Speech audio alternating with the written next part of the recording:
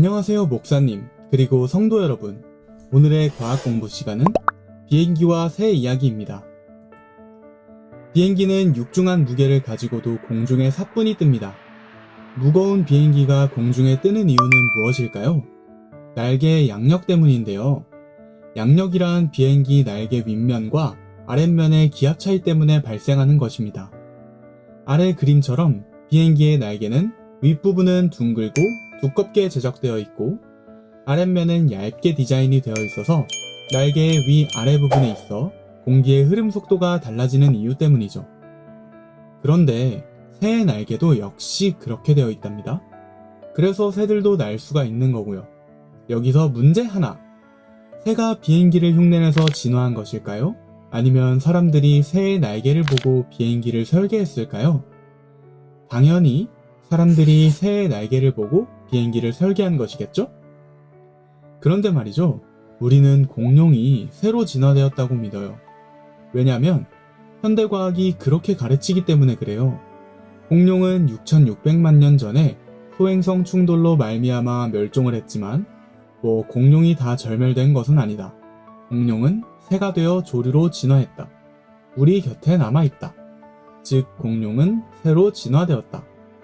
이런 내용을 교과서에서 가르치니 우리가 배우는 것이고 우리는 또 이걸 과학적 사실로 믿어요. 온 세상이 그렇게 가르치고 유튜브가 그렇다 하는데 우리가 뭘 어쩌겠어요.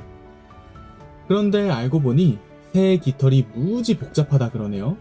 깃털의 종류도 굉장히 많은데요. 새의 깃털은 세포, 단백질과 다양한 색소 구조로 이루어져 있으며 해부학적으로 보면 솜털 깃털, 윤곽 깃털, 비행 깃털로 나뉜대요.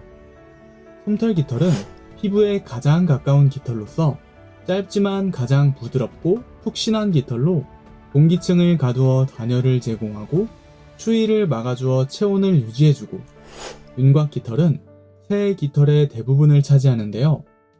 새의 전체적 모양, 윤곽을 제공함은 물론 유선형 체형을 유지시켜주어 비행에 적합하게 만든다 그러네요. 이 비행 깃털은 주로 날개와 꼬리 부분의 대부분을 이루고 있고요. 맨 위에서 설명한 것처럼 횡단면을 보면 윗부분은 둥글고 두껍게 설계되어 있고 아랫부분은 얇으면서 날렵하게 뒤로 빠져 있어 양력을 발생시키죠. 또 깃털 하나하나는 길이, 모양, 각도가 다 다르게 설계되어 있어서 비행에 가장 적합하게 작동되도록 근골격계와 연결되어 있다고 그래요. 자, 그러니 깃털을 우습게 보면 안 되겠죠? 그런데 깃털만 있다고 날 수 있을까요? 그렇지 않습니다. 깃털의 완벽성은 진화론자들을 곤혹스럽게 하는 문제들 가운데 하나에 불과하고 사실상 새의 몸 전체가 비행에 적합한 구조로 되어 있다 그래요. 예를 들어 새의 뼈는 속이 비어있어 가볍고 호흡기관 역시 효율 높은 폐기관을 장착하고 있다고 그래요. 그뿐만 아니라 새는 날갯짓을 하고 날개를 조정하는데 필요한 특수 근육도 가지고 있고요. 심지어 깃털마다 위치를 조절해주는 근육이 여러 개 따로 붙어 있대요. 또 근육 하나하나를 뇌와 연결해주는 신경도 있고요. 특히 새의 뇌는 작지만 이러한 모든 기능을 동시에 자동으로 정확하게 조절하는 능력이 있을 정도로 놀라울 만큼 지능적이래요. 새의 호흡기, 곧 폐 기능도 포유류인 우리의 폐와는 근본적으로 구조적으로 다르답니다. 새의 호흡기는 들숨과 날숨 상태 모두 기체 교환 면에서 한 방향으로만 공기가 흐르게 된다고 하고, 특히 조류는 몸속에 기낭이라는 구조를 가지고 있는데 이 기낭은 조류의 밀도를 낮춰주는 역할과 더불어 조류의 독특한 호흡 방식이 가능하도록 해준다고 그래요. 그런데 공룡은 파충류이고 새는 조류이죠. 완전히 이렇게 종류가 바뀌기 위해서는 변화해야 할 것이 정말로 많겠죠? 그냥 비늘이 없어지고 몸에 털이 부스스 난다고 공룡이 수세대 만에 새로 탈바꿈하는 건 아니겠죠? 변온동물이자 파충류인 공룡이 온혈동물이자 날아다니는 조류인 새가 되기 위해서는 정말로 많은 변화가 따라야 해요. 공룡이 새가 되기 위해 필요한 프로세스를 정리해서 하나씩 살펴봅시다. 날개가 돋아나오고 다리가 가늘어지고 뼈가 가벼워지고 날개의 양력을 위해 근골격계가 통째로 바뀌는 등등 이러는 기본 사항을 제외하고도 아직도 할 일이 많아요. 다시 말해 새는 깃털만 있다고 해서 날 수 있는 것이 아니라는 거죠. 놀라울 정도로 복잡한 이러한 모든 기능들이 상호 유기적인 협력을 이루어내야만 비로소 공룡이 새가 되어 날 수가 있는 것입니다. 결론적으로 공룡이 새가 되기 위해서는 처리해야 할 단계가 수백 가지도 넘어요.